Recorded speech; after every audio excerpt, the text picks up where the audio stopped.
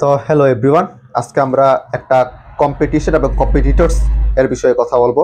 তো আপনি মনে করেন যে কোনো একটা কম্পিটিশনে নামছেন, সেটা হতে পারে বিসিএস এর, সেটা হতে পারে কোনো বিদেশের স্কলারশিপের, অথবা হতে পারে কোনো জবের বা একটা রেসের।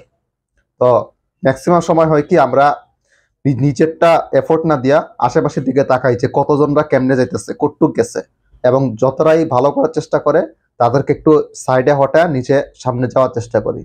এতে হয় কি যে আমাদের বিশাল একটা এনার্জি লস হয়, কারণ আমরা নিজেদের এই ট্র্যাকে যে বেস্টটা দেওয়া উচিত। মনে করেন আপনি বিসিএস দিতেছেন, তো আপনি যতটুকু পড়তে পারবেন, আপনি যতটুকু পরীক্ষায় দিতে পারবেন, আপনার যত এফোর্ট দেওয়া দরকার, যতটুকু আপনি দিতে পারেন, এর থেকে একটা বড় অংশ খরচ করতেছেন অন্যকে ডিমোটিভেট করায়, অন্যকে বলায় যে আপনি পারবেন না, আপনার দ্বারা হবে না। কারণ ওরা সাইডে চলে গেলে আপনার ইয়াটা পাস করাটা সহজে সহজ হয়ে যাবে, এটা ভাবে। তো এটাই কারণ বলার যে আপনারা গোল রাখবেন যে আপনার সর্বোচ্চটা দেওয়ার। অন্য কি করলো না করলো এটা পরের কথা। আপনি যদি মনে করেন বিসিএস এর টিকার আপনি যোগ্য, তাহলে আপনি সর্বোচ্চটা দেন এবং যোগ্য হয়ে দেখান। এমন ভাবে যোগ্য হওয়ার দরকার নেই যে অন্যরে হটায় নিচে সামনে আগাছি এরকম।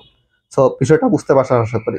তো আপনি যদি সর্বোচ্চটা দেন একই প্যাথে, আপনি নিজেরটা দেন, তাহলে অবশ্যই আপনি যদি যোগ্য হন তাহলে সবই পাবেন, এটা স্বাভাবিক।